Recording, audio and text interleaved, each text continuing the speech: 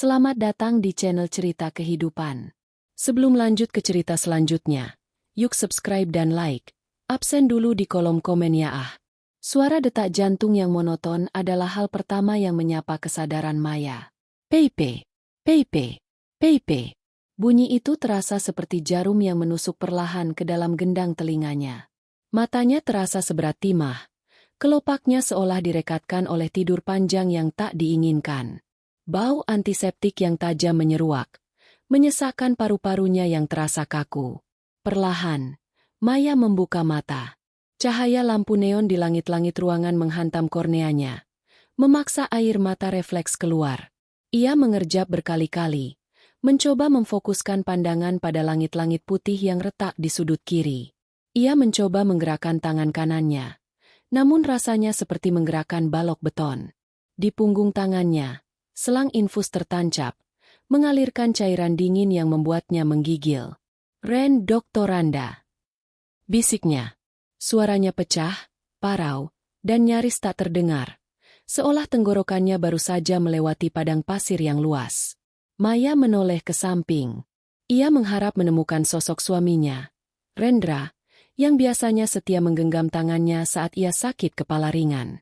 Ia mengharap melihat wajah cemas pria itu, atau setidaknya mendengar helaan napas lega karena istrinya telah kembali dari ambang maut. Namun, kursi di samping ranjang itu kosong.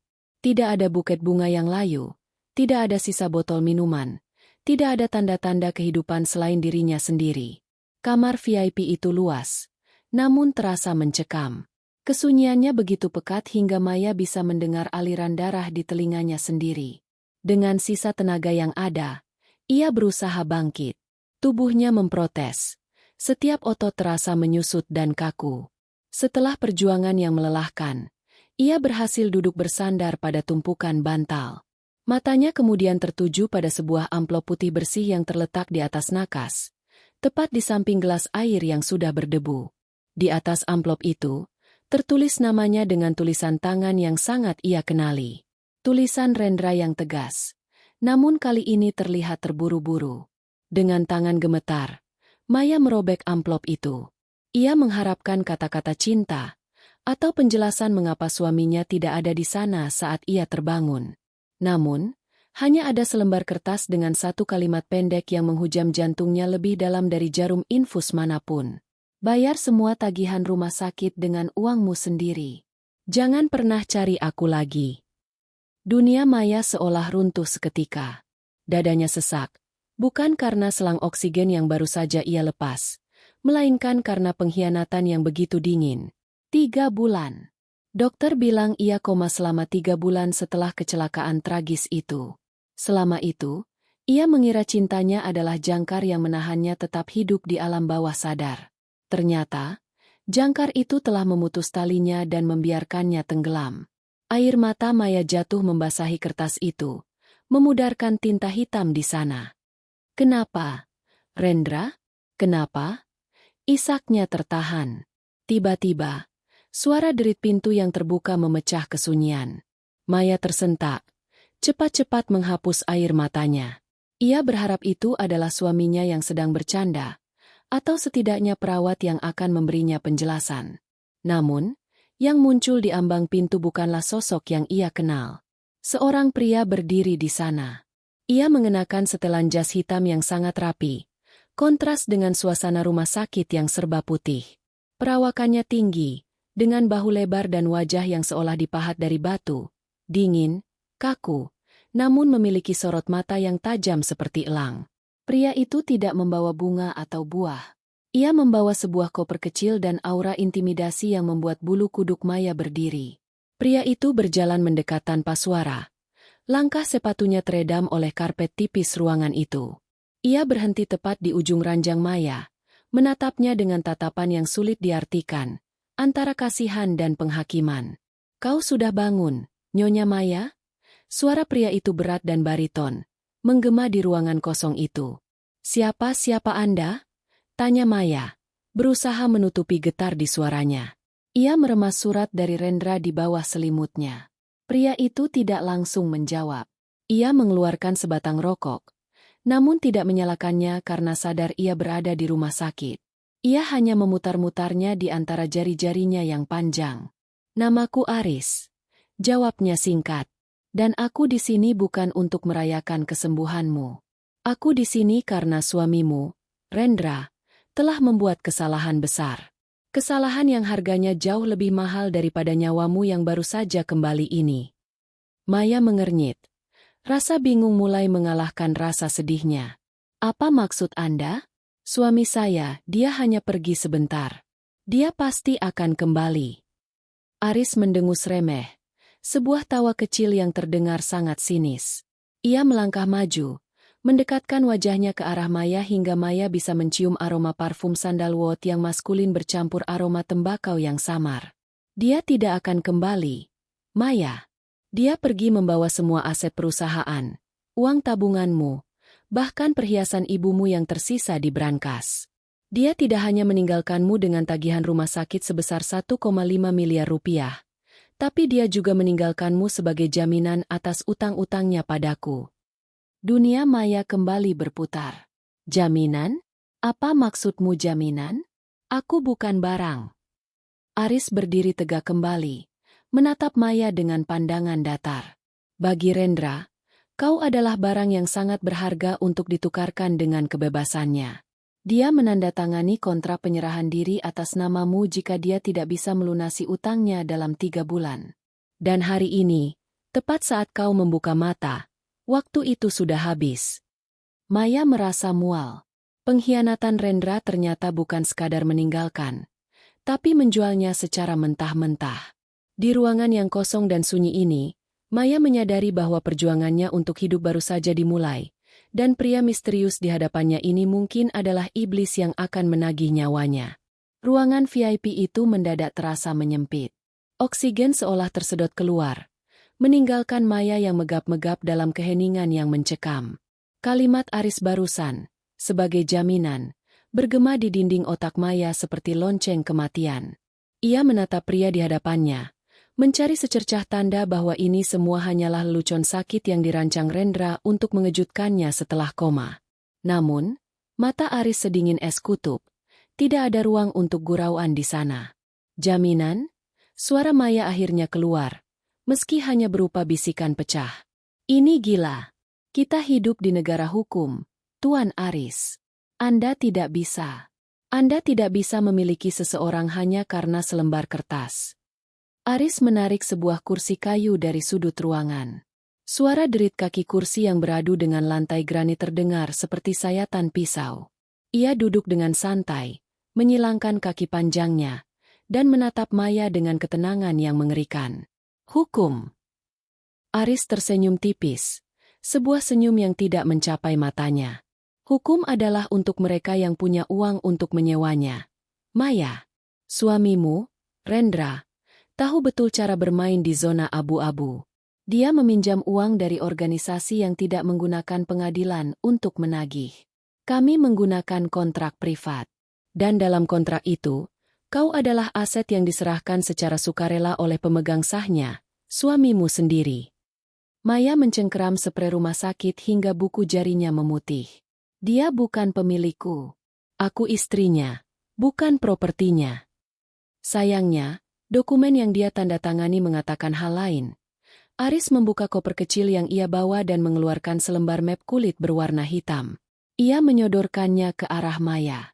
"Lihat sendiri. Tanda tangan di bawah itu asli. Materainya sah.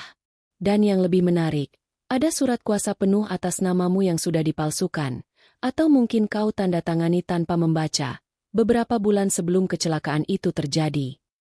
Tangan Maya gemetar saat menerima map tersebut. Matanya menyusuri baris demi baris kalimat hukum yang rumit. Di sana, tertulis dengan jelas bahwa Rendra menjaminkan seluruh aset bergerak dan tidak bergerak atas nama Maya, termasuk hak pengelolaan diri jika terjadi gagal bayar. Di bagian paling bawah, terdapat tanda tangan Rendra yang gagah, bersanding dengan tanda tangan Maya yang terlihat agak goyah. Mungkin Rendra memaksanya menandatangani itu saat ia sedang mengantuk atau sakit kepala jauh sebelum kecelakaan. "Bajingan!" umpat Maya. Air mata kemarahan mulai mengalir.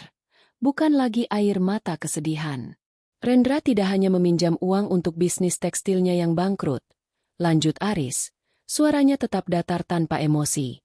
Dia menggunakannya untuk berjudi di kasino bawah tanah di Makau, membeli apartemen untuk simpanannya di Singapura, dan terakhir, membiayai pelariannya sendiri. Dia tahu kau akan bangun. Atau mungkin dia berharap kau tidak akan pernah bangun sehingga tagihan ini akan terkubur bersamamu. Tapi sayangnya baginya, dan mungkin bagimu, kau terbangun di waktu yang salah. Maya melemparkan map itu ke lantai. Lalu apa maumu? Aku tidak punya uang. Kau dengar sendiri surat itu. Dia menyuruhku membayar tagihan ini sendiri. Saldo tabunganku mungkin hanya cukup untuk biaya hidup sebulan. Aris berdiri, mendekati jendela besar yang menghadap ke arah kota yang mulai meredup diselimuti senja. Aku tahu saldomu 0, Maya. Aku sudah memeriksanya 10 menit setelah kau siuman. Rendra telah menguras semuanya melalui mobile banking yang terhubung ke ponselmu saat kau terbaring tak berdaya di ranjang ini. Dia meninggalkanmu bukan hanya dengan luka fisik, tapi dengan kehampaan mutlak. Aris berbalik, bayangannya memanjang di lantai, menelan sosok Maya yang ringkih. Tagihan rumah sakit ini mencapai 1,5 miliar rupiah. Utang Rendra padaku jauh lebih besar dari itu, 10 miliar rupiah. Kau pikir aku akan membiarkanmu pergi begitu saja? Aku bisa lapor polisi, ancam Maya, meski ia tahu itu terdengar lemah. Silakan, tantang Aris tenang. Polisi akan menahanmu atas dugaan konspirasi penipuan bersama suamimu. Ingat, namamu ada di semua dokumen pinjaman itu. Kau adalah rekan jejaknya secara legal. Jika Rendra hilang, kaulah yang akan masuk sel. Dan percaya padaku, penjara jauh lebih tidak nyaman daripada kamar VIP ini. Maya terdiam. Ia merasa terjepit di antara dua tebing yang siap meruntuhkannya. Di satu sisi ada Rendra, pria yang ia cintai selama 5 tahun yang ternyata adalah monster pengecut. Di sisi lain ada Aris, pria misterius yang tampak seperti malaikat maut dengan setelan jas mahal. Kenapa kau memberitahuku semua ini sekarang? Tanya Maya. Kenapa tidak menunggu sampai aku benar-benar pulih? Aris melangkah mendekat, hingga ia berdiri tepat di samping tempat tidur. Ia membungkuk, menatap langsung ke dalam mata Maya yang bengkak. Karena aku tidak punya waktu, dan kau juga tidak. Organisasiku ingin mengambil organmu untuk menutupi kerugian.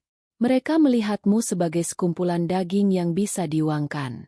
Jantung, ginjal, kornea itu bisa melunasi sebagian utang Rendra. Maya tersentak mundur. Punggungnya menabrak sandaran ranjang. Kau bercanda. Wajahku tidak terlihat seperti sedang bercanda, bukan? Aris menegakkan tubuhnya. Tapi, aku punya rencana lain. Aku tidak tertarik pada organ tubuhmu. Aku tertarik pada kemarahan yang kulihat di matamu. Aku benci dikhianati, dan Rendra telah mengkhianatiku lebih dari sekadar uang. Dia mempermalukanku. Aris mengeluarkan sebuah ponsel dari saku jasnya dan meletakkannya di atas nakas. Di dalamnya ada nomor pribadiku. Kau punya waktu 24 jam untuk berpikir. Besok, pihak administrasi rumah sakit akan datang menagih pembayaran pertama sebesar 500 juta rupiah. Jika kau tidak bisa membayar, mereka akan memindahkanmu ke bangsal kelas bawah dan mencabut semua bantuan medis. Dan saat itulah, anak buahku akan menjemputmu untuk prosedur pemulihan utang. Aris berjalan menuju pintu, namun langkahnya terhenti di ambang. Ia menoleh sedikit, memberikan profil wajahnya yang tajam. Satu hal lagi, Maya, jangan mencoba melarikan diri. Rumah sakit ini sudah dalam pengawasanku. Pilihlah dengan bijak, menjadi korban yang mati perlahan, atau menjadi sekutuku untuk menghancurkan pria yang membuatmu seperti ini. Pintu tertutup dengan dentuman pelan namun tegas. Maya ditinggalkan sendirian dalam kegelapan yang merayap masuk dari jendela. Ia menatap ponsel di atas nakas itu seolah-olah itu adalah granat yang siap meledak. Tangannya meraba lehernya, merasakan denyut nadinya yang kencang. Ia masih hidup, tapi untuk pertama kalinya, Hidup terasa lebih menakutkan daripada kematian yang baru saja ia tinggalkan. Maya mengambil ponsel itu dengan tangan gemetar. Ia menatap pantulan wajahnya yang pucat di layar hitam ponsel tersebut. Ia bukan lagi Maya yang lemah lembut. Di dalam dadanya, benih kebencian mulai tumbuh, menggantikan rasa sakit yang luar biasa. "Rendra," desisnya. Suaranya kini dingin dan tajam. "Jika aku harus masuk ke neraka untuk menyeretmu kembali, maka aku akan melakukannya." Malam itu terasa seperti selamanya. Maya tidak bisa memejamkan mata.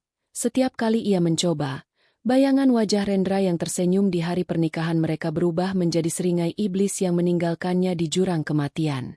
Suara detak jam dinding di kamar VIP itu terdengar seperti palu hakim yang mengetuk nasibnya. Tok, tok, tok, habis, habis, habis. Begitu matahari fajar menyelinap masuk melalui celah gorden, Maya memaksa tubuhnya untuk bergerak. Rasa sakit di persendiannya masih ada, namun adrenalin karena ketakutan dan amarah memberikan kekuatan semu. Ia meraih ponsel pemberian Aris yang tergeletak di nakas. Benda itu terasa dingin, seolah membawa pesan dari dunia bawah. Langkah pertama yang harus ia lakukan adalah memastikan kebenaran kata-kata Aris. Ia harus melihat dengan matanya sendiri bahwa pria yang ia cintai telah merampoknya sampai ke akar-akarnya.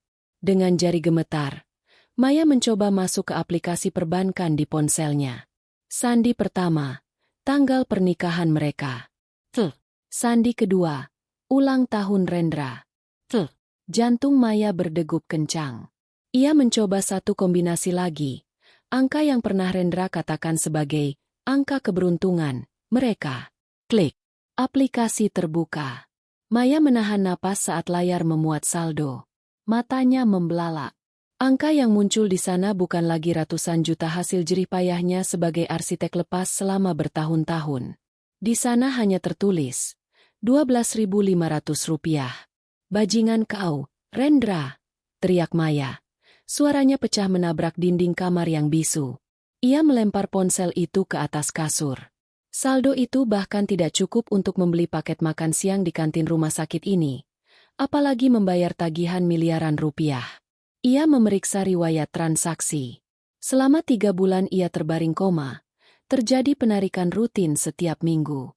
Penarikan tunai di mesin ATM di berbagai lokasi, Jakarta, Bali, dan terakhir, Singapura. Transaksi terakhir dilakukan 2 hari yang lalu, tepat sebelum Aris muncul di kamarnya. Rendra menunggu hingga batas terakhir, memastikan Maya benar-benar tidak punya apa-apa lagi sebelum ia menghilang sepenuhnya. Belum sempat Maya meresapi kehancurannya, pintu kamar terbuka. Bukan Aris yang datang, melainkan seorang wanita parubaya berseragam rapi dengan papan jalan di tangannya. Wajahnya datar, profesional, namun tanpa empati. "Selamat pagi, Nyonya Maya. Saya Sita dari bagian administrasi keuangan rumah sakit," ujar wanita itu tanpa basa-basi. "Kami baru saja menerima notifikasi bahwa masa penjaminan asuransi Anda telah berakhir kemarin, dan deposit yang ditinggalkan suami Anda sudah habis terpakai untuk biaya operasional alat bantu pernapasan selama Anda koma." Maya menelan ludah yang terasa pahit. Berapa sisa tagihannya?" Sita menyerahkan selembar kertas rincian. Total biaya perawatan, tindakan operasi darurat saat kecelakaan, dan sewa kamar VIP selama 92 hari adalah 1,5 miliar rupiah. "Kami membutuhkan pembayaran awal minimal 500 juta rupiah sebelum jam 12 siang ini untuk melanjutkan perawatan dan terapi pemulihan Anda. Jika tidak, sesuai prosedur, kami harus memindahkan Anda ke bangsal umum dan menghentikan layanan fisioterapi intensif." 500 juta? Dalam 4 jam. Maya tertawa getir. Suara tawanya terdengar seperti cekikan. "Saya baru bangun dari koma, Bu. Saya bahkan belum bisa berjalan dengan benar. Kami sangat menyesal atas situasi Anda, Nyonya. Namun, rumah sakit bukan yayasan sosial," balas Sita dingin. "Suami Anda sudah tidak bisa dihubungi sejak 3 hari lalu. Jika dalam 4 jam tidak ada kejelasan, kami akan mulai memproses pemindahan Anda. Permisi." Pintu tertutup kembali. Maya merasa seperti ikan yang dilempar ke daratan, mengap-megap mencari udara di tengah kenyataan yang mencekik. Ia meraih ponsel Aris lagi. Satu-satunya nomor di sana tersimpan dengan nama A. Haruskah ia meneleponnya? Menyerahkan dirinya pada pria yang mungkin lebih berbahaya daripada Rendra? Namun, apa pilihannya? Keluar dari sini dengan kursi roda tanpa uang sepeser pun. Lalu diburu oleh penagih utang organ tubuh? Maya menekan tombol panggil. Hanya satu nada sambung, dan suara bariton itu terdengar. Kau lebih cepat dari dugaanku, Maya, ujar Aris di seberang sana. Suaranya terdengar bising dengan latar belakang suara kendaraan, seolah ia sedang berada di luar. Kau benar. Dia mengambil semuanya. Semuanya? Ucap Maya dengan nada datar, mencoba menahan isak tangisnya agar tidak terdengar lemah. Administrasi di sini memberiku waktu sampai jam 12 siang. Jika tidak, aku akan dibuang ke jalanan. Dan kau ingin aku datang sebagai pahlawan? Aris terkekeh pelan. Aku bukan pahlawan, Maya. Aku penagih utang. Jika aku membayar 500 juta itu, artinya utangmu padaku bertambah. Kau akan menjadi milikku sepenuhnya sampai setiap sen itu lunas. Aku tidak peduli, potong Maya tajam. Aku ingin hidup. Dan aku ingin melihat Rendra hancur. Kau bilang kau punya rencana, kan? Kau bilang dia mempermalukanmu. Katakan apa yang harus kulakukan. Ada jeda sejenak di seberang telepon. Maya bisa membayangkan Aris sedang tersenyum tipis di balik kemudi mobilnya. Bagus. Kau mulai mengerti cara bertahan hidup, kata Aris. Dengarkan instruksiku. 10 menit lagi, asistenku akan datang membawa dokumen pelepasan pasien. Kau akan keluar dari rumah sakit itu atas kemauan sendiri. Jangan bicara pada pihak administrasi. Jangan bicara pada perawat. Cukup tanda tangani dan ikut dengannya. Tapi kondisiku, aku belum bisa berjalan jauh, protes Maya. Keinginan untuk balas dendam adalah obat yang lebih kuat daripada fisioterapi manapun. Maya, paksa tubuhmu. Jika kau ingin menghancurkan monster, kau harus berhenti menjadi korban yang rapuh. Telepon diputus sepihak. Maya menatap kakinya yang kurus di balik selimut. Ia memaksakan dirinya untuk turun dari ranjang. Saat telapak kakinya menyentuh lantai dingin, rasa nyeri menjalar hingga ke pinggang, membuatnya nyaris tersungkur.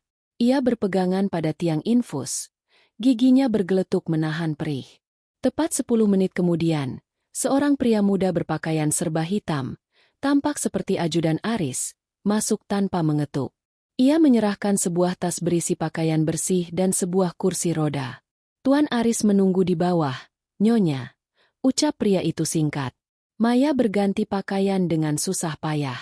Ia menatap bayangannya di cermin kamar mandi. Wajahnya pucat, pipinya tirus, dan ada bekas luka kecil di pelipisnya. Namun, ada sesuatu yang berbeda di matanya. Sorot mata yang hangat dan penuh kasih yang dulu selalu ia berikan untuk Rendra telah padam, digantikan oleh bara api yang dingin dan kelam. Saat ia didorong keluar melewati meja administrasi, Sita menatapnya dengan bingung dan hendak memanggilnya.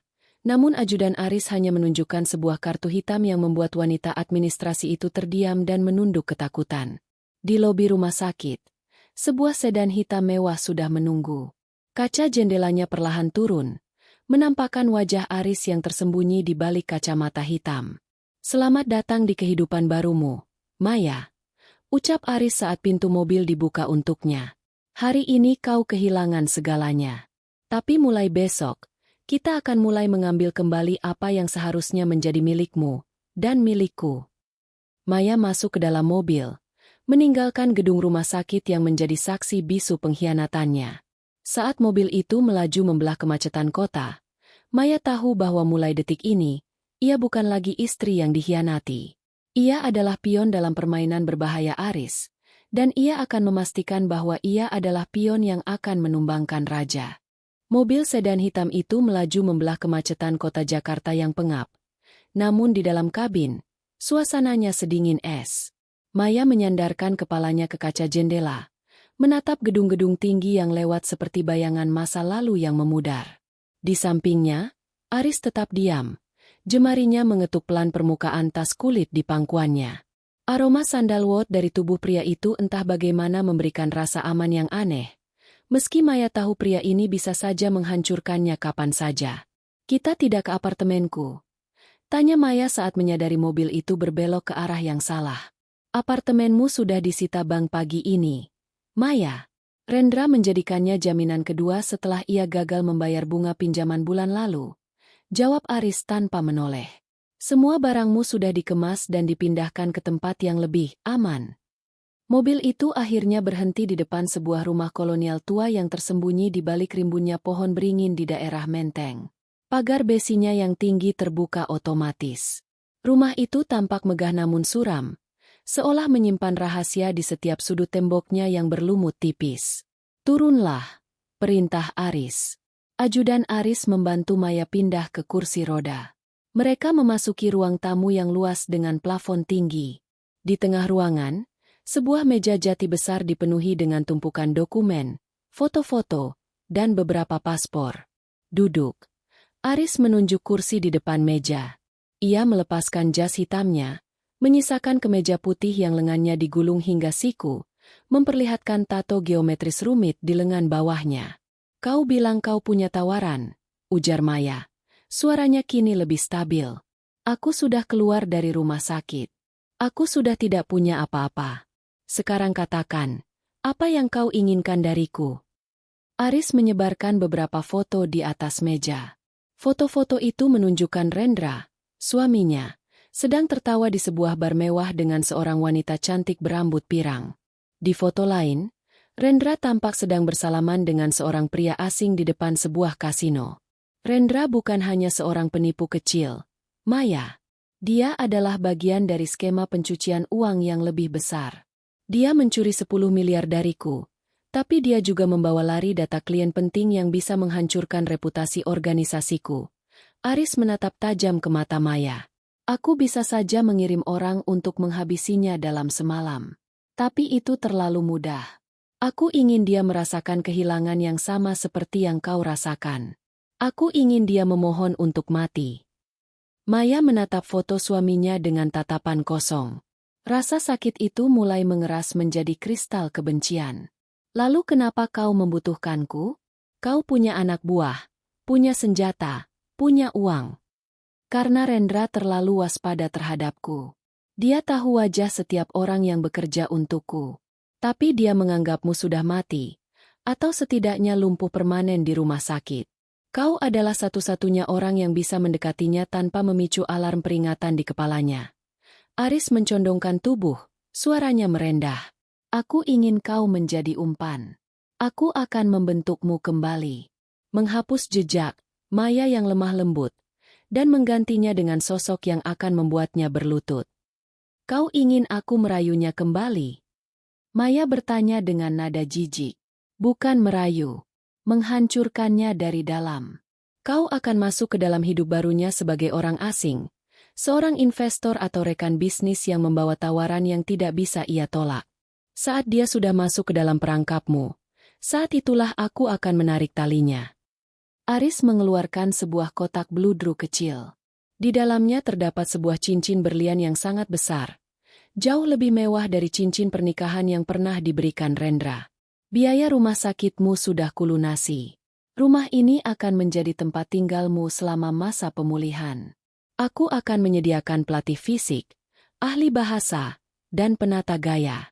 Dalam 30 hari, kau bukan lagi arsitek kelas menengah yang dikhianati. Kau akan menjadi Elena, seorang janda kaya dari Australia dengan latar belakang bisnis yang misterius." Maya terdiam.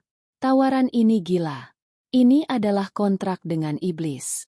Jika ia gagal, ia bukan hanya akan kehilangan nyawanya, tapi juga sisa-sisa martabat yang ia miliki.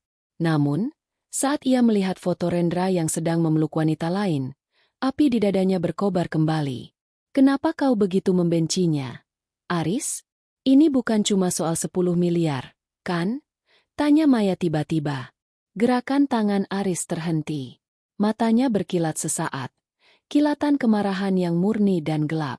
"Rendra mengkhianatiku 10 tahun lalu. Karena dia, Aku mendekam di penjara selama 5 tahun atas kesalahan yang dia lakukan. Dia membangun kekayaannya di atas penderitaanku. Jadi, kau lihat? Kita punya musuh yang sama. Maya menarik napas panjang. Ia mengulurkan tangannya dan mengambil cincin itu. Berat berlian itu terasa seperti beban tanggung jawab yang baru. Aku setuju, ucap Maya tegas. Tapi aku punya satu syarat. Aris menaikkan sebelah alisnya. Syarat? Kau tidak dalam posisi untuk tawar-menawar, Maya. Aku ingin aku yang memberikan pukulan terakhir padanya. Aku tidak mau dia hanya masuk penjara. Aku ingin melihat wajahnya saat dia menyadari bahwa wanita yang dia buang seperti sampah adalah orang yang menghancurkan hidupnya. Aris tertegun sejenak.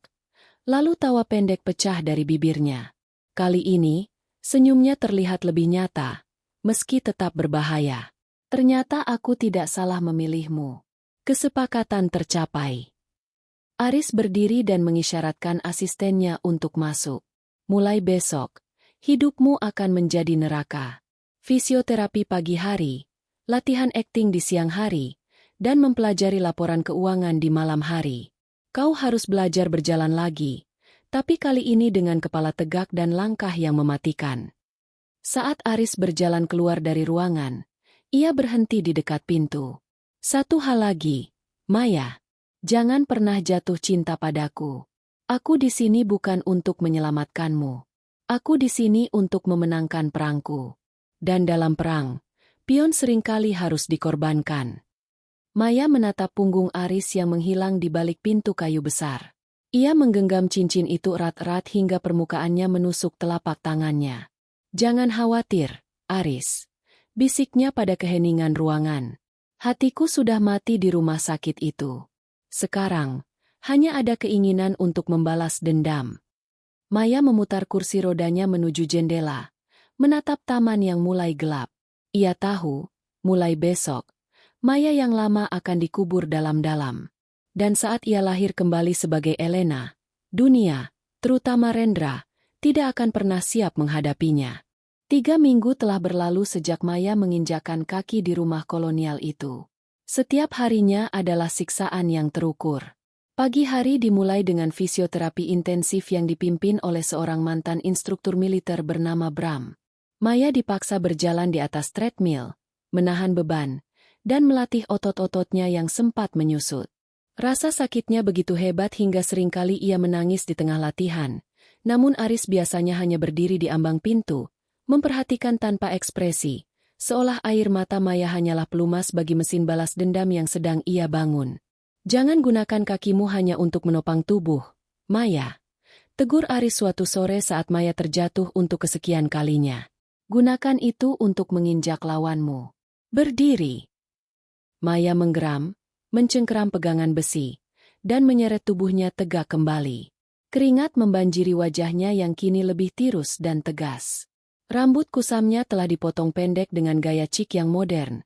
Warnanya diubah menjadi coklat gelap dengan highlight madu yang mahal. Ia bukan lagi wanita yang terlihat rapuh. Ia mulai tampak seperti predator yang sedang berhibernasi. Malam itu, setelah sesi latihan etika bisnis dan aksen Australia yang melelahkan, Aris memanggil Maya ke ruang kerjanya. Ruangan itu hanya diterangi oleh lampu meja temaram dan asap cerutu yang menggantung tipis di udara. Kau sudah membuat kemajuan pesat, Elena, ucap Aris, menggunakan nama samaran baru Maya. Ia menyodorkan sebuah tablet digital. Tapi ada sesuatu yang harus kau lihat sebelum kita melangkah lebih jauh. Maya menerima tablet itu. Di layarnya terdapat laporan teknis dari kepolisian tentang kecelakaan mobil yang dialaminya 3 bulan lalu. Selama ini, yang Maya tahu hanyalah ia kehilangan kendali saat hujan deras dan menabrak pembatas jalan. Aku menyuruh orangku memeriksa bangkai mobilmu di gudang sitaan, ujar Aris tenang. Lihat halaman 4. Maya menggeser layar. Di sana ada foto close-up dari selang rem mobilnya. Potongannya rapi, terlalu rapi untuk sebuah kerusakan alami atau dampak benturan. Itu adalah potongan yang dilakukan oleh alat pemotong baja yang presisi. Rem mobilmu sengaja dipotong, Maya. Suara Aris terdengar seperti vonis mati. Seseorang ingin kau mati malam itu. Dan mengingat hanya ada 2 orang yang memiliki akses ke garasi rumahmu, kau dan suamimu, kurasa pelakunya sudah jelas. Napas Maya tertahan. Jantungnya berdegup kencang, menghantam rusuknya dengan keras. Selama ini ia mengira Rendra hanyalah seorang pengecut yang meninggalkannya karena utang. Ternyata, pengkhianatannya jauh lebih biadab. Rendra mencoba membunuhnya untuk melenyapkan saksi hidup atas semua kejahatan finansial yang ia lakukan. Dia yang melakukannya? Bisik Maya. Suaranya bergetar karena amarah yang memuncak. Dia tidur di sampingku malam itu, mencium keningku sebelum aku berangkat kerja. Padahal dia tahu aku tidak akan pernah sampai ke kantor. Aris mengangguk. Dia butuh uang asuransi jiwamu untuk melunasi sebagian utangnya padaku dan modal melarikan diri. Tapi rencananya gagal karena kau hanya koma. Itulah sebabnya dia panik dan menguras rekeningmu sebelum kabur. Baginya, kau adalah proyek gagal yang harus segera dibuang. Maya meletakkan tablet itu dengan tangan yang gemetar hebat. Ruangan itu mendadak terasa dingin. Ia teringat betapa ia sering memasakkan makanan kesukaan Rendra, bagaimana ia mendukung karir suaminya hingga larut malam, dan bagaimana ia memberikan seluruh kepercayaannya. Semua itu dibalas dengan sabotase nyawa. Aku ingin membunuhnya sekarang juga. Aris, desis Maya. Matanya kini berkilat dengan kegelapan yang murni. Bawa aku padanya. Aku tidak butuh rencana rumit lagi. Aris berdiri dan berjalan memutari meja. Ia berhenti tepat di depan Maya, meletakkan tangannya di bahu wanita itu. Cengkeramannya kuat, seolah ingin menyalurkan ketenangannya yang dingin ke dalam tubuh Maya yang sedang meledak-ledak. Kemarahan tanpa kendali hanya akan membuatmu terbunuh. Maya, kau ingin membunuhnya? Itu terlalu murah. Aku ingin dia melihatmu sukses, melihatmu memegang kendali atas hidupnya, dan saat dia mengira dia bisa mendapatkanmu kembali, saat itulah kita akan menghancurkannya hingga tak bersisa. Aris kemudian menyerahkan sebuah berkas lain. Orangku menemukan jejak Rendra. Dia berada di sebuah pulau pribadi di lepas pantai Singapura, sedang mencoba membangun konsorsium bisnis baru dengan uang hasil curiannya. Dia menggunakan nama Raymond. Dan minggu depan, dia akan mengadakan pesta peluncuran proyek properti fiktifnya. Maya menatap foto Rendra di berkas itu. Suaminya tampak berseri-seri, mengenakan setelan linen putih di atas kapal pesiar. Kebencian Maya kini telah bermutasi menjadi sesuatu yang lebih dingin dan tenang, sebuah tekad yang membeku. Apa rencana selanjutnya? Tanya Maya. Suaranya kini setajam silet. Kau akan berangkat ke Singapura besok sebagai Elena Wilson. Kau akan menginap di Marina Bay Sands. Aku sudah mengatur agar kau, tidak sengaja, bertemu dengan salah satu rekan bisnis baru Rendra di klub elit. Kau akan menjadi umpan yang paling berkilau yang pernah dia lihat. Aris melepaskan bahu Maya dan berjalan menuju jendela, menatap kegelapan malam. Ingat satu hal, Maya. Di dunia ini, tidak ada yang gratis. Aku memberikanmu rahasia ini agar kau tahu siapa lawanmu sebenarnya. Jangan biarkan emosimu merusak aktingmu. Saat kau bertemu dengannya nanti, kau harus menatap matanya tanpa sedikit pun kebencian yang terlihat. Kau harus menjadi cermin yang memantulkan apa yang ingin dia lihat. Maya berdiri dari kursinya. Kakinya tidak lagi gemetar. Kekuatan yang ia rasakan sekarang bukan lagi berasal dari otot, melainkan dari keinginan untuk membalas dendam yang sudah mendarah daging. Aku akan menjadi apapun yang kau mau, Aris, ucap Maya. Selama itu berarti aku bisa melihat Rendra hancur di bawah kakiku. Maya keluar dari ruangan itu dengan langkah yang mantap. Di koridor yang sunyi, ia berhenti sebentar di depan cermin besar.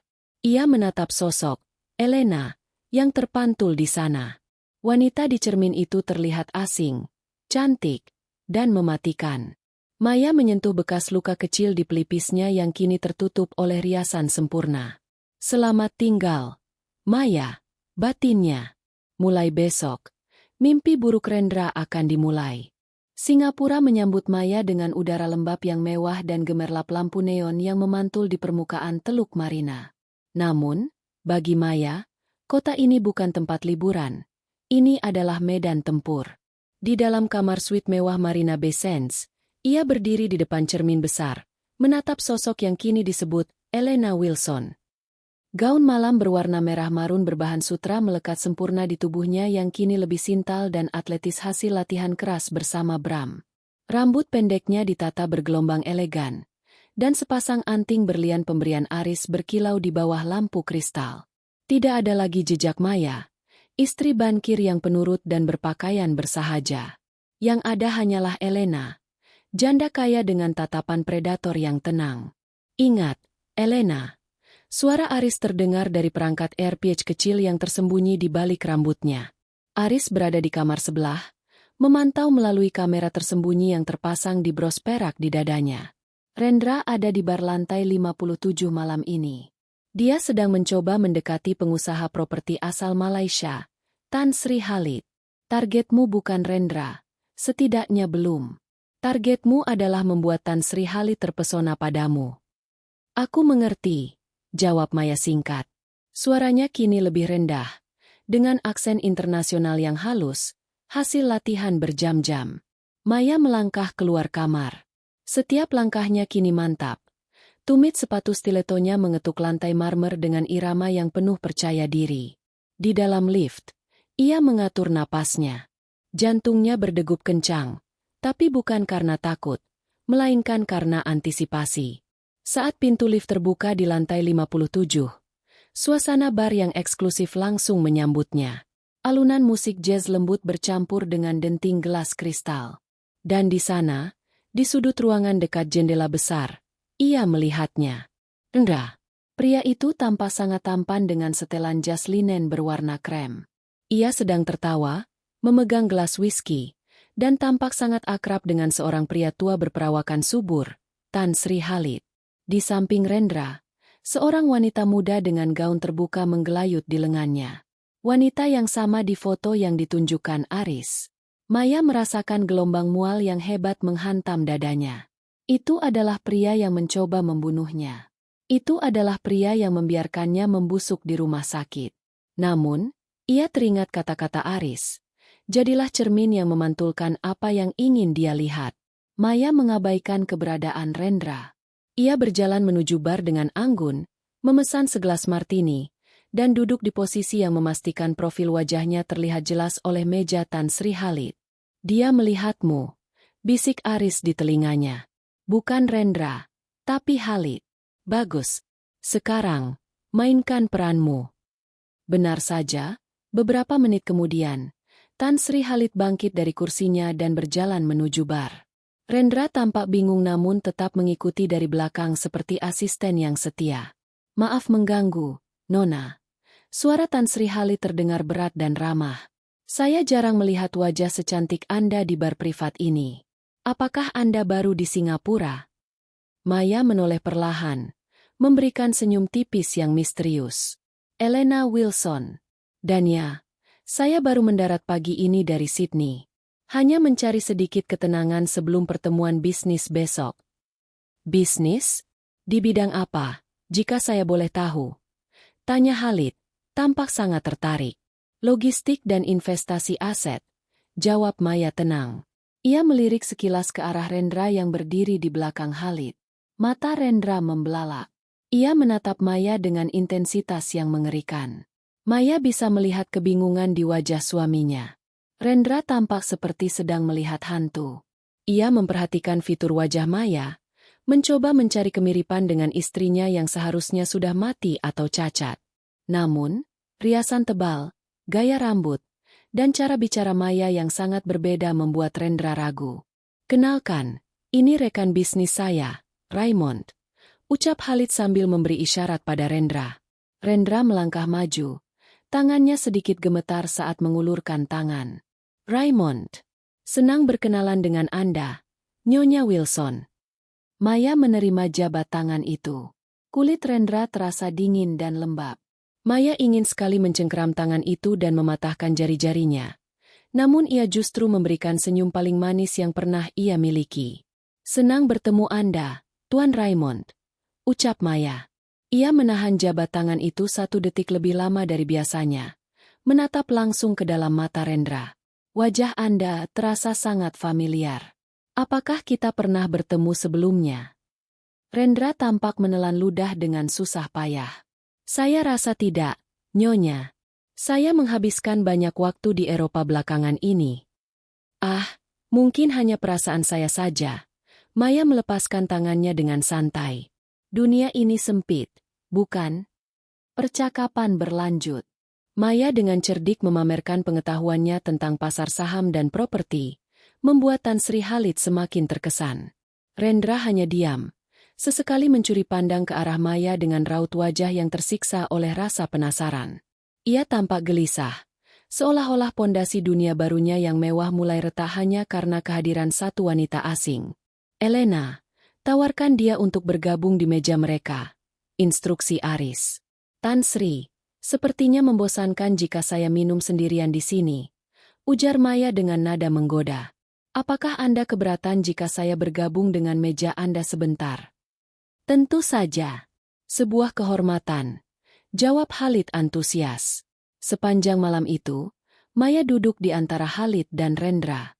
Ia bisa merasakan tatapan Rendra yang terus-menerus menguliti setiap inci tubuhnya. Setiap kali Rendra mencoba bertanya tentang masa lalunya, Maya menjawab dengan cerita fiktif yang telah disusun rapi oleh Aris, tentang mendiang suaminya yang merupakan pengusaha tambang di Australia dan bagaimana ia kini mengelola warisan jutaan dolar. Saat malam berakhir, Khalid memberikan kartu namanya pada Maya. Begitu juga dengan Rendra. Saya harap kita bisa makan siang besok, Nyonya Wilson. Ada proyek di pulau pribadi yang mungkin menarik minat investasi Anda, ucap Rendra. Suaranya kini terdengar penuh muslihat. Ia tampaknya mulai berpikir bahwa jika wanita ini bukan istrinya, maka ia adalah target penipuan baru yang sangat menguntungkan. Akan saya pertimbangkan, Tuan Raymond, jawab Maya dingin. Saat ia kembali ke kamarnya, Aris sudah menunggu di sana, duduk di sofa sambil menatap layar monitor. Kau melakukannya dengan sempurna, puji Aris. Dia sudah memakan umpannya. Dia tidak yakin kau adalah Maya, tapi dia terlalu serakah untuk melepaskan Elena Wilson, yang kaya raya. Maya melepaskan sepatunya dan menjatuhkan diri ke tempat tidur. Tubuhnya gemetar hebat. Pertemuan tadi menguras seluruh energinya. Dia mencoba membunuhku, Aris, bisik Maya. Tadi, saat aku menyentuh tangannya, aku ingin sekali membisikkan namanya di telinganya dan melihatnya mati ketakutan. Aris berdiri dan berjalan mendekati Maya. Ia meletakkan tangannya di atas tangan Maya yang gemetar. Sabar, Maya. Kita baru saja mulai. Besok, dia akan membawamu ke pulaunya. Dan di sanalah, kita akan mulai meruntuhkan istana pasirnya. Maya menatap langit-langit kamar. Dendamnya kini terasa nyata, sedekat hembusan napas. Ia tidak lagi takut. Ia siap untuk masuk lebih dalam ke sarang serigala. Pagi itu, langit Singapura berwarna biru cerah yang menipu.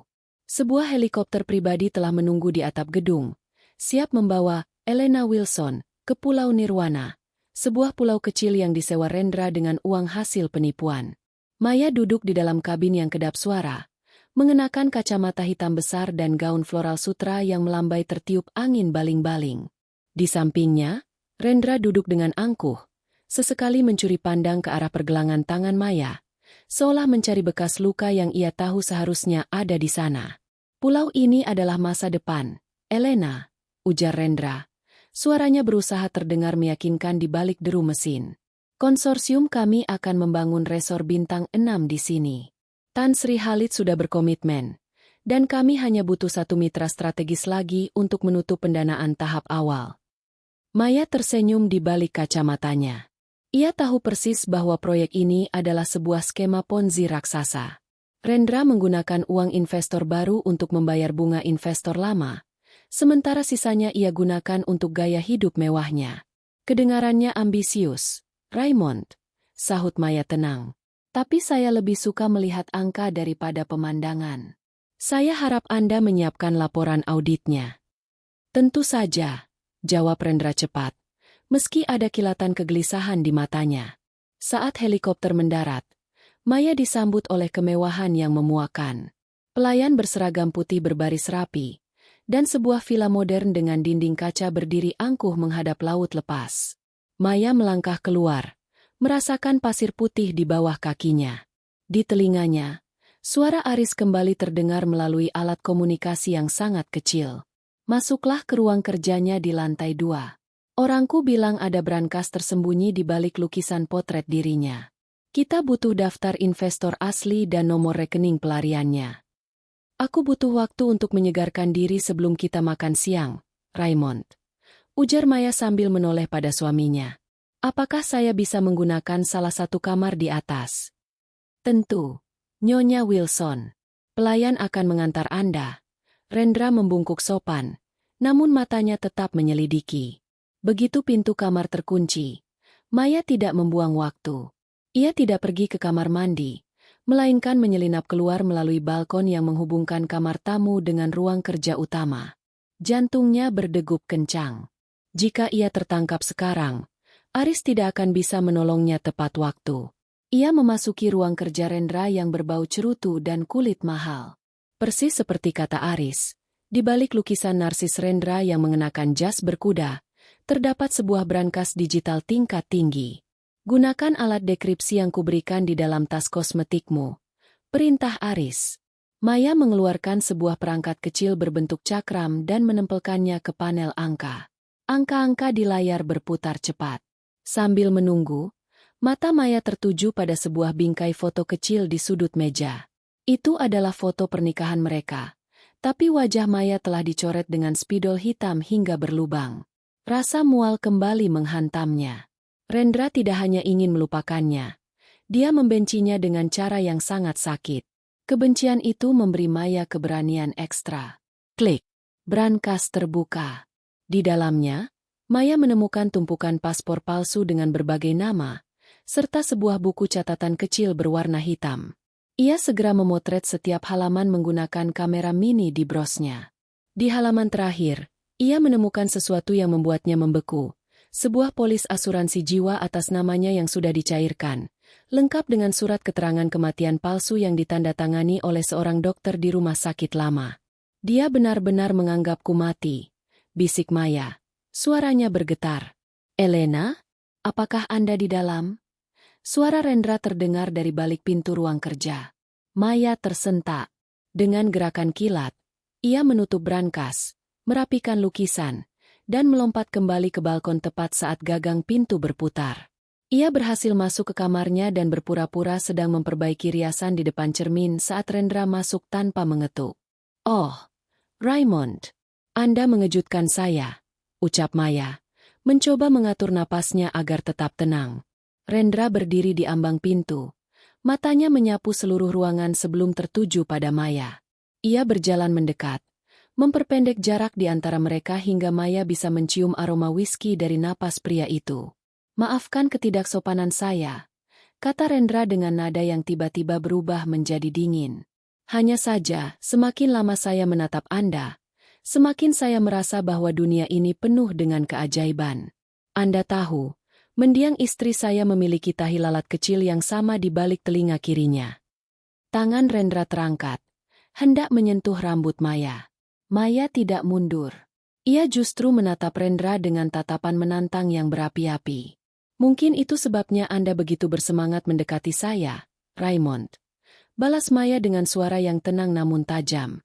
Apakah Anda mencoba mencari pengganti istri Anda yang sudah tiada? Atau Anda hanya merindukan seseorang yang bisa Anda bodohi lagi? Rendra terdiam. Tangannya menggantung di udara.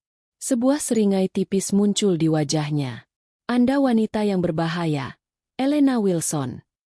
Dan Anda pria yang penuh rahasia, Raymond, sahut Maya. Sekarang, mari kita makan siang.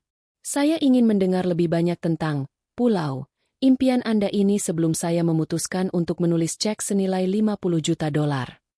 Saat mereka berjalan menuju ruang makan, Maya merasakan getaran di sakunya.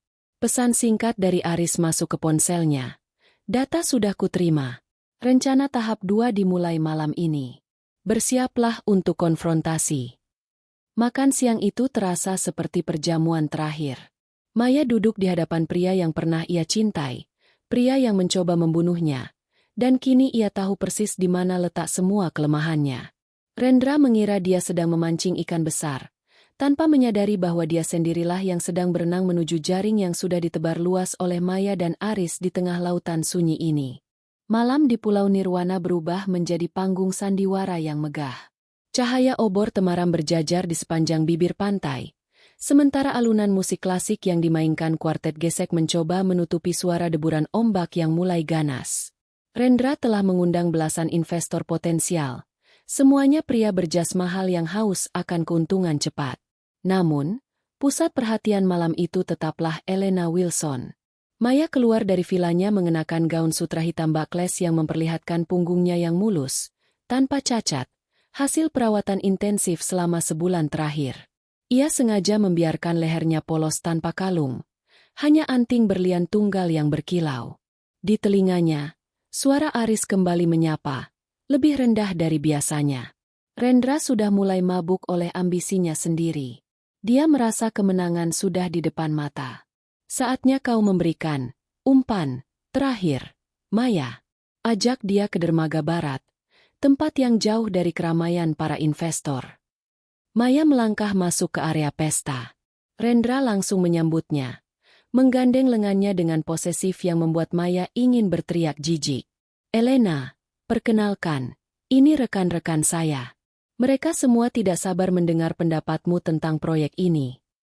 Maya tersenyum, memainkan perannya sebagai investor cerdas dengan sempurna. Ia melontarkan pertanyaan-pertanyaan teknis yang membuat Rendra berkeringat dingin, namun tetap memberikan harapan palsu bahwa ia akan segera menandatangani kontrak investasi $50 juta malam itu juga. Raymond, bisakah kita bicara berdua?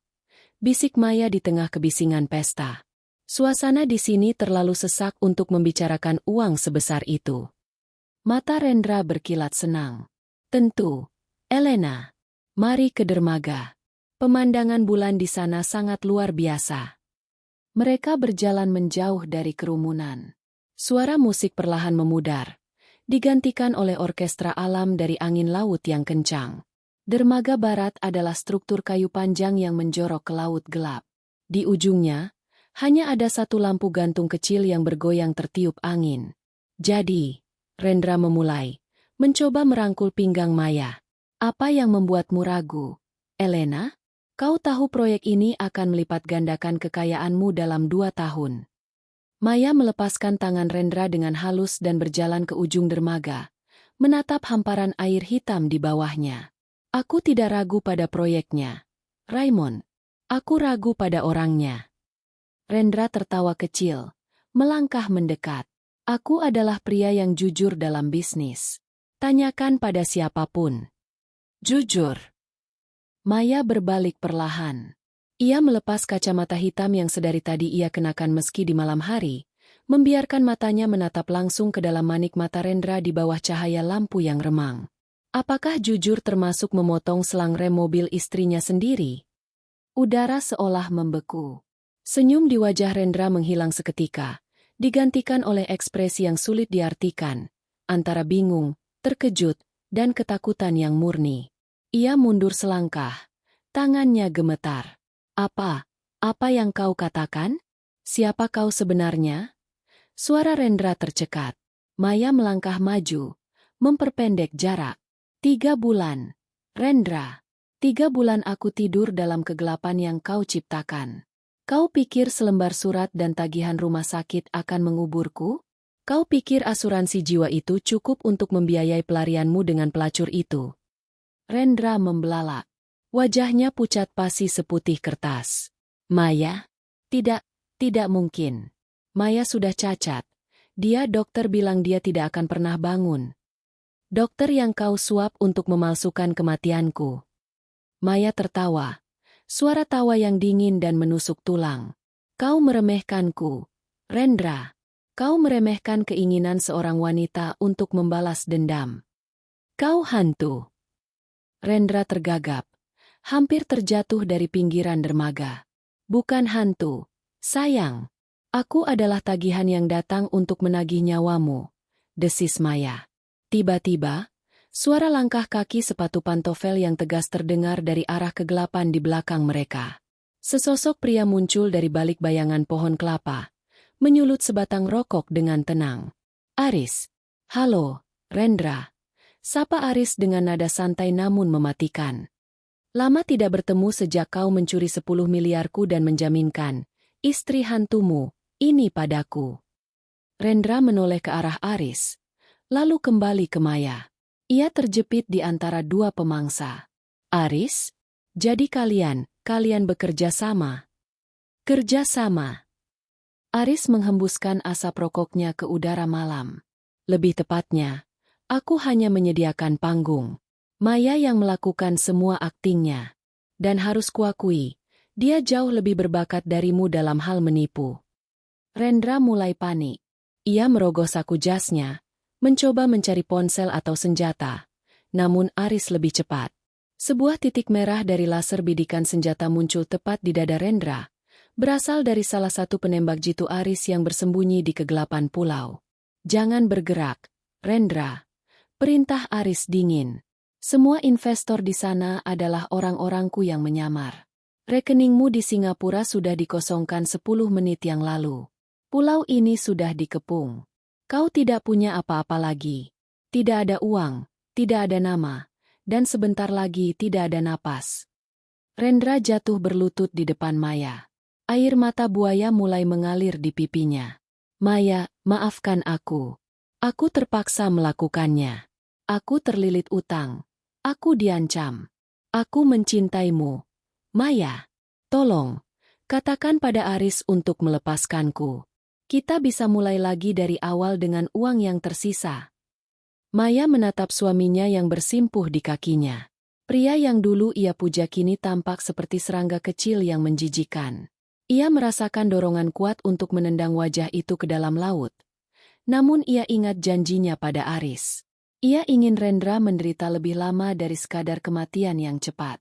Mencintaiku. Maya berlutut, menjambak rambut Rendra agar pria itu menatapnya. Kau mencintaiku saat kau menandatangani surat kuasa itu? Kau mencintaiku saat kau membiarkan rem mobilku blong? Tidak. Rendra, kau hanya mencintai dirimu sendiri. Maya berdiri kembali, menyeka tangannya pada gaun hitamnya seolah-olah baru saja menyentuh sampah. Aris, lakukan bagianmu. Aku sudah selesai dengannya. Dengan senang hati, ujar Aris. Ia memberi isyarat pada anak buahnya yang muncul dari kegelapan untuk menyeret Rendra. Jangan khawatir, Rendra. Kau tidak akan mati malam ini. Penjara bawah tanah milik organisasiku jauh lebih menarik daripada liang lahat. Saat Rendra diseret pergi sambil menjerit-jerit memohon ampun, Maya tetap berdiri di ujung dermaga. Angin laut menerpa wajahnya. Namun kali ini terasa sangat menyegarkan. Beban yang selama ini menghimpit dadanya perlahan terangkat. Aris berjalan mendekat dan berdiri di sampingnya. Bagaimana rasanya? Kosong, jawab Maya jujur. Tapi lebih baik daripada sakit. Kosong adalah awal yang baik untuk mengisi sesuatu yang baru, sahut Aris. Ia menatap Maya dengan pandangan yang sedikit melunak. Tapi ingat, Maya, permainan ini belum benar-benar berakhir. Masih ada satu orang lagi yang harus membayar tagihannya. Maya menoleh ke arah Aris, mengernyit. Siapa? Aris hanya tersenyum tipis, menatap lurus ke arah cakrawala laut yang hitam pekat. Dokter yang menyatakanmu mati. Dan orang yang memotong selang remu atas perintah Rendra. Kita akan menjemput mereka besok. Malam di Pulau Nirwana belum benar-benar berakhir meski teriakan Rendra telah menjauh. Ditelan oleh deru ombak yang menghantam kaki dermaga. Maya masih berdiri mematung, menatap tangannya yang tadi sempat menjambak rambut suaminya. Ada sisa aroma minyak rambut Rendra yang menempel di jemarinya. Aroma yang dulu ia puja. Namun kini terasa seperti bau bangkai. Aris melangkah mendekat. Bayangannya jatuh menutupi tubuh Maya yang gemetar kecil. Jangan berhenti sekarang, Elena. Napasmu masih terasa seperti korban. Tarik napas, dan jadilah eksekutor. Bisik Aris tepat di telinganya. Aku sudah melakukannya. Aris, dia sudah hancur. Sahut Maya, suaranya parau. Belum. Rendra hanyalah otak yang pengecut. Dia tidak punya keberanian untuk memotong kabel rem itu sendiri. Dia terlalu takut tangannya terkena oli. Aris mengeluarkan sebuah tablet kecil, menampilkan rekaman CCTV buram dari sebuah bengkel tua di pinggiran Jakarta, bertanggal 2 hari sebelum kecelakaan Maya. Lihat pria berjaket hoodie ini. Namanya Baron. Dia mekanik kepercayaan Rendra, sekaligus orang yang memastikan kau mati di jalan raya. Maya menatap layar itu. Amarahnya yang sempat surut kini memuncak kembali, panas dan membakar. Di mana dia? Dia tidak jauh. Rendra membawanya ke pulau ini sebagai kepala keamanan fiktif. Dia ada di barak belakang, sedang berpesta dengan uang tutup mulut yang diberikan suamimu. Aris memberi isyarat pada dua anak buahnya yang bersenjata lengkap. Kau ingin melihat wajahnya, atau kau ingin aku menyelesaikannya? Aku ingin melihatnya, tegas Maya. Mereka berjalan menembus hutan kecil di tengah pulau menuju sebuah bangunan beton tersembunyi. Suara tawa kasar dan musik house murahan terdengar dari dalam. Saat pintu didobrak, suasana ceria itu berubah menjadi horor. 3 pria di dalam sana tersentak. Namun sebelum mereka bisa meraih senjata, moncong senapan anak buah Aris sudah mengunci gerakan mereka. Baron, pria bertubuh gempal dengan tato di sekujur lehernya, mencoba melompat lewat jendela, namun sebuah tembakan peringatan dari Aris menyerempet bingkai kayu tepat di samping kepalanya. Duduk, Baron, atau lubang berikutnya ada di antara matamu. Suara Aris datar, namun penuh otoritas yang tak terbantahkan. Baron berlutut, tangannya di atas kepala. Matanya liar menatap sekeliling hingga jatuh pada Maya. Ia mengernyit, mencoba mengenali wanita anggun di depannya. Siapa? Siapa kalian? Kalau soal uang, Rendra sudah bayar. Maya melangkah maju ke dalam lingkaran cahaya lampu neon yang berkedip. Ia melepas anting berliannya satu persatu dengan gerakan lambat yang menyiksa. Rendra membayarmu untuk membunuhku, Baron. Tapi sepertinya kau tidak cukup ahli dalam pekerjaanmu. Mata Baron membelalak. Nyonya. Nyonya Maya? Tidak mungkin. Kau seharusnya sudah jadi tanah. Plah. Satu tamparan keras mendarat di pipi Baron, membuat kepalanya tersentak ke samping. Maya tidak berhenti. Ia mencengkeram kerah jaket pria itu, menyeret wajahnya hingga hanya berjarak beberapa senti dari wajahnya sendiri. Kau memotong selang rem mobilku. Kau melihatku tersenyum saat berangkat kerja pagi itu, dan kau tetap melakukannya. Desis Maya. Suaranya tidak lagi bergetar. Kini terdengar seperti desisan ular. Berapa harga nyawaku bagimu? 100 juta? 200. Rendra yang menyuruhku. Dia bilang kau selingkuh. Dia bilang kau ingin meracuninya. Teriak Baron panik, mencoba mencari alasan. Maya tertawa getir. Pengkhianatan Rendra ternyata lebih sistematis dari yang ia bayangkan. Suaminya bahkan memfitnahnya di depan sang eksekutor agar pria itu tidak merasa bersalah saat mencabut nyawanya. Aris melangkah maju, meletakkan sebuah tang pemotong kawat besar di atas meja di depan Maya. Dia menggunakan alat ini untuk mobilmu. Maya, adil jika dia merasakan apa yang dirasakan logam itu. Maya menatap tang itu, lalu menatap Baron yang kini menangis terseduh-seduh, memohon ampunan yang tidak pernah ia berikan pada Maya di malam kecelakaan itu. Maya mengambil alat itu, beratnya terasa nyata di tangannya. Aris benar, ucap Maya dingin. Hukum tabur tuai itu nyata. Namun, alih-alih menyerang Baron, Maya melemparkan tang itu ke lantai dengan bunyi dentang yang keras. Ia berbalik membelakangi pria itu. Serahkan dia ke polisi dengan semua bukti rekaman dan pengakuan yang sudah kau rekam tadi. Aris, ujar Maya tanpa menoleh. Membunuhnya hanya akan mengotori tanganku. Aku ingin dia membusuk di penjara seumur hidup bersama Rendra. Aku ingin mereka saling menyalahkan di dalam sel yang sempit sampai mereka gila.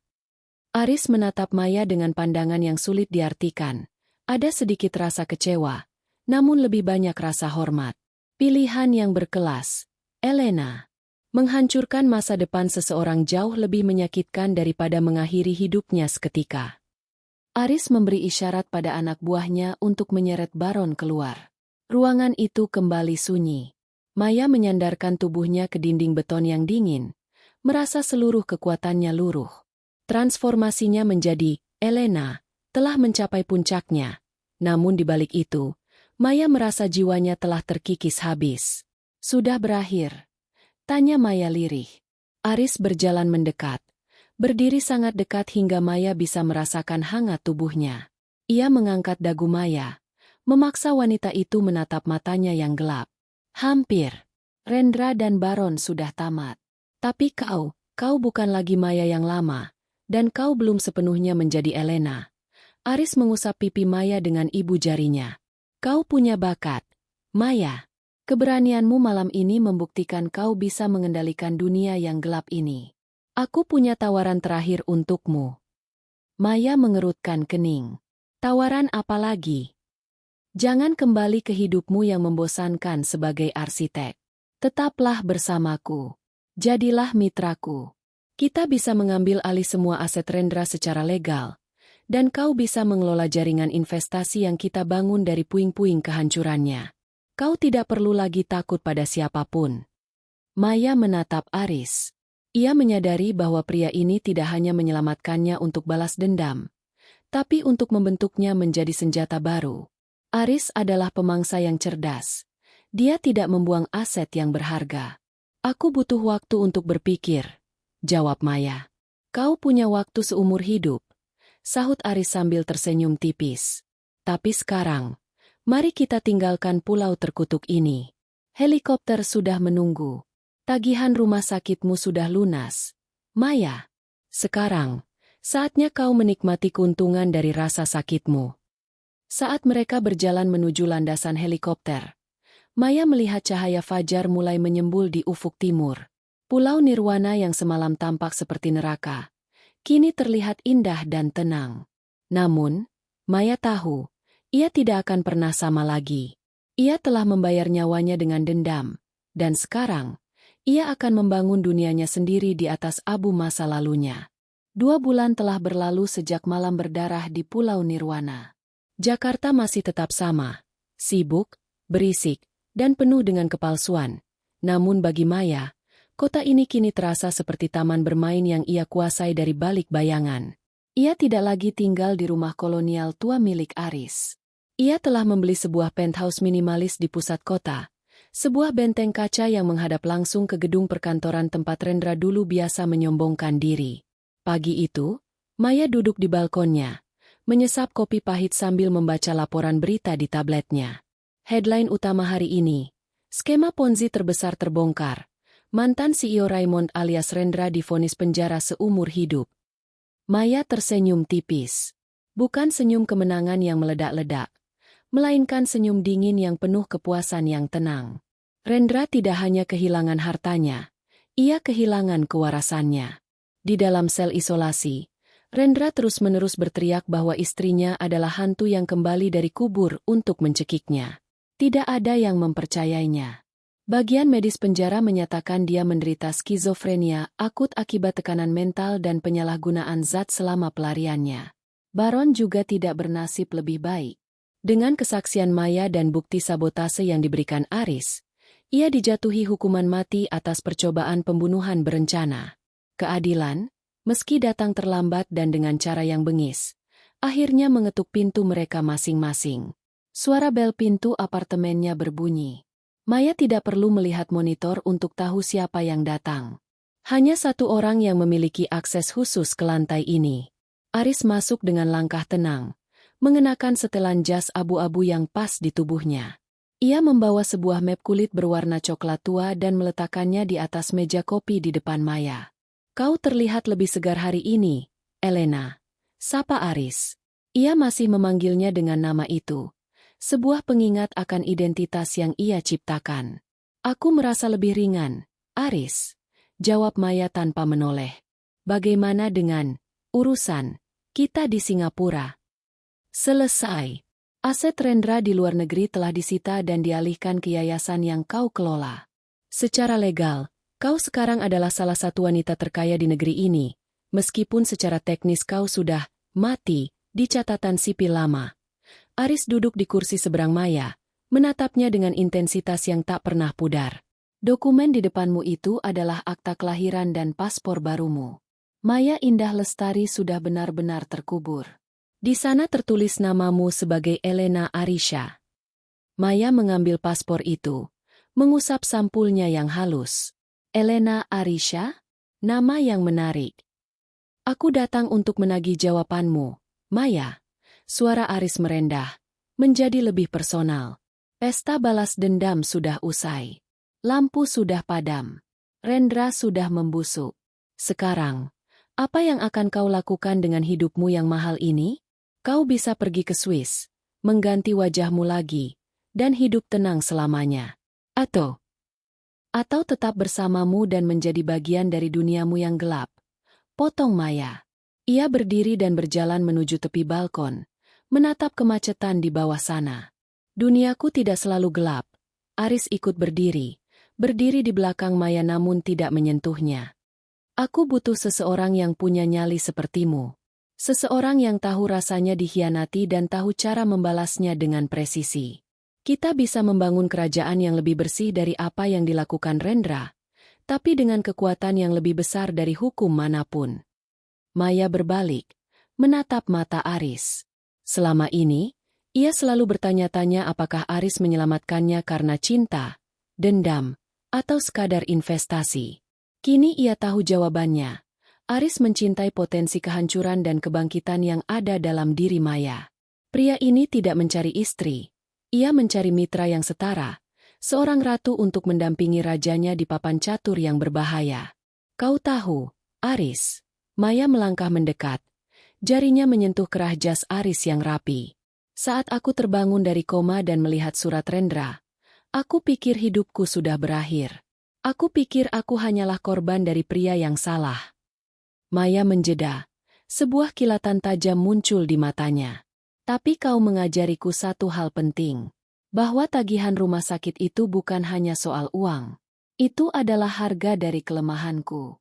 Dan aku sudah melunasinya dengan bunga yang sangat tinggi. Jadi? Tanya Aris, menahan napasnya. Maya tersenyum. Kali ini senyumnya terasa lebih hangat namun tetap menyimpan misteri. Aku tidak akan pergi ke Swiss. Aku suka pemandangan dari sini.